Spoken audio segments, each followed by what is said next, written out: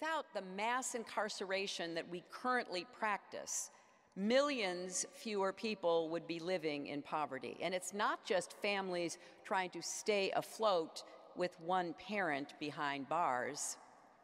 Of the 600,000 prisoners who re-enter society each year, roughly 60% face long-term unemployment. And for all this, taxpayers are paying about $80 billion a year to keep so many people in prison. Well, then maybe we should let them out of prison or never put them in prison and send them to Chappaqua. Are you kidding me? Welcome, folks. Welcome aboard the Steve Malzberg Show. Thanks for joining us at our brand new time at 5 p.m. Eastern, 2 p.m. Pacific time. That was Hillary Clinton speaking today at Columbia University, basically attacking her own husband's policies as president that put so many people in jail. I got to tell you, I don't have a problem with people going to jail. What would Hillary suggest? That we don't put criminals in jail? That we let them walk the streets? That we excuse them? That we give them another chance before we incarcerate them? Is she willing to have them relocated to Chappaqua, which is, by the way, the whitest, or has been the whitest locality in all of New York State? Is that what she's suggesting? I don't think so. Mass incarceration is causing poverty. Give me a break. And crime is causing mass incarceration. Now, that's number one. Number two, yesterday the president rightfully called the rioters in Baltimore thugs. Well, now we hear that thug is the new N-word. Here's a city councilman from Baltimore. Listen. No, of course it's not the right word to call our children thugs. These are children who have been set aside, marginalized, who have not been engaged by us. No, we don't have to call them thugs. But how does that justify what they did? I mean, that's a sense of right from wrong. They know it's wrong to steal and burn down a CVS and an old person's home. I mean, come on. Come on. So calling them thugs, just call them. No, we don't have to call them by names such as that. We don't have to do that.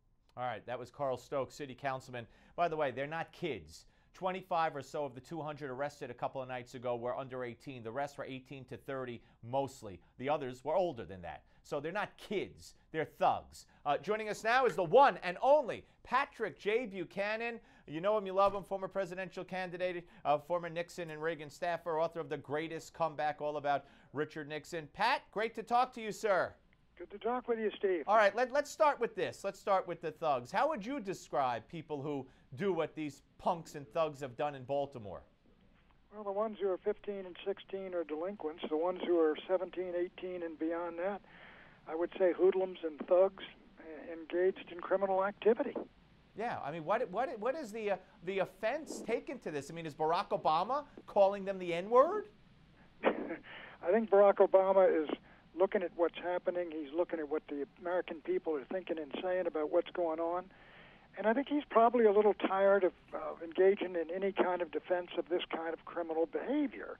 As he pointed out, somebody got a crowbar and working their way into a store is a thief. He's a criminal. He's a robber. Absolutely. They're not protesters. They're breaking the law. They absolutely are. You know, we had a baseball game played today. I know a lot of your colleagues are baseball fans. You know, I don't know if you are or not, but nonetheless, for the first time ever, Pat, for the first time ever, a baseball game was played and no fans were let in. Now, I know it's only a baseball game, but boy, is this a symbolic message, and in my view, a pathetic, wrong message to send that we can't defend mostly white people who want to come see the Orioles play because we're afraid blacks are going to attack them, so we're going to cancel, not let you in? Well, let me say this. I mean, this is really a tragedy because I'm familiar with Baltimore. I know how bad it was over in East Baltimore Street and how they built it up with Camden Yards and all the build-up downtown and the conventions they've got. Let me tell you, Steve, a lot of people, I'm sure, are not coming to conventions. I wouldn't be surprised if conventions are canceled. All this burning and looting, the insurance rates are going to go up for all those stores in the African-American neighborhoods. I think this is going to be a crippling blow to Baltimore. And one of the reasons is the dillying and dallying of the mayor of Baltimore and not taking actions to stop the violence and the thuggery and the looting and the arson as soon as it began, and basically to impose a curfew Look, people have a right to demonstrate. They don't got a right to walk down the middle of the streets when they want to. I couldn't agree with you more, and we saw it to a more nonviolent culmination in New York months ago, and now I hear there's going to be more demonstrations starting tonight in New York. But, you know, letting them close down the West Side Highway and roam free on highways and streets, whatever happened to designating areas of protest and letting people protest as opposed to letting them just run free wherever they want? Well, exactly, and that's the beginning. When people start walking down the street, doing what they want to do, and the cops aren't stopping them, and they're basically breaking the law and getting away with it, it's a short step there from picking up a rock and throwing it through a window of a store or looting a store. I mean, you have to move decisively and early. That's the lesson of the 1960s and all those riots, which were far worse than Baltimore today. I mean, I remember Vice President Agnew, who was Governor Agnew then, moved massively with troops and police and called in the civil rights leaders and saying, you guys got to speak out against this and denounce Stokely Carmichael and these other incendiaries. If you're leaders, that's what you do. Yep.